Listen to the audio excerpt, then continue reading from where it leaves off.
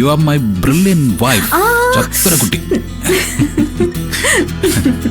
ഞാനൊരു സത്യം പറയട്ടെ. എന്താ? പ്രണവും ശിവാനിയും നിന്നെ ശത്രുപക്ഷത്താണ് നിർത്തിയത്. പകയോടെയാണ് നിന്നോട് പെരുമാറിയത്. എന്നിട്ടും തിരിച്ച് നീ ഒരുപാട് സ്നേഹം കാണിച്ചു.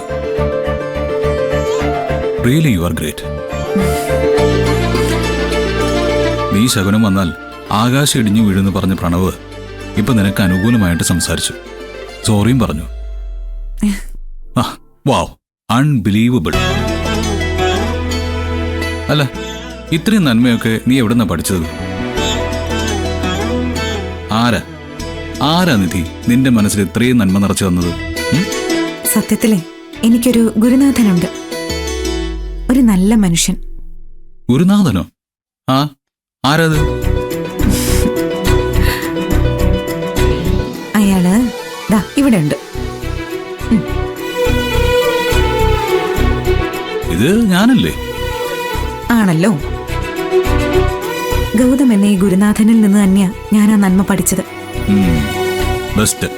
കളിയാക്കിയതായിരുന്നു അല്ലേ? സീരിയസ്ലി, സത്യം ഞാൻ പറഞ്ഞത്. അതെങ്ങനെ?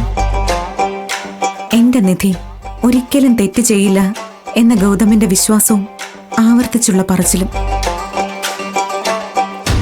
ആ പറച്ചിൽ എന്നിലൊരു തോന്നലുണ്ടാക്കി. ഒരു ചെറിയ തെറ്റുപോലും എന്റെ ഭാഗത്തു നിന്നുണ്ടാവാൻ പാടില്ല എന്ന തോന്നൽ.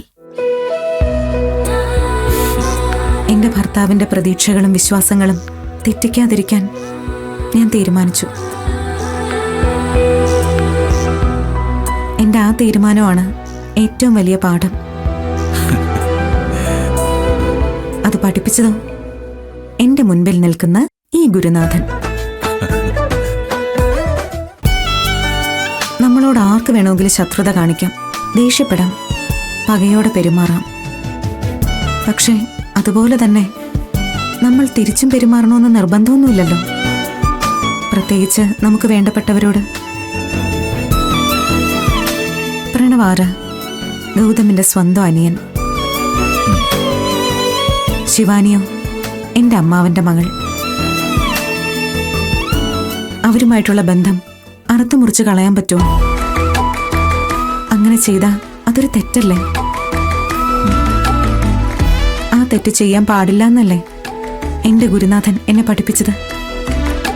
എന്റെ പൊന്നോ, നമിച്ചു.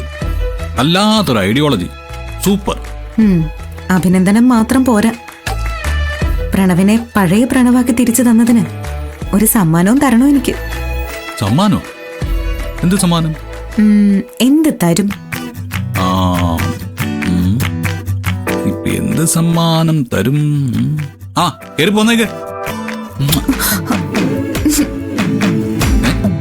എന്തിനാ ചെടുങ്ങുന്നേ? സമ്മാനമല്ലേ തന്നെ? ഇതൊന്നുമല്ല. ഒരു കവിളിന് മാത്രമേ സമ്മാനം കൊടുത്തുള്ളൂന്ന് മറ്റേ കവിളിനൊരു പരാതി. അച്ചോടാ, അതാണോ പരാതി?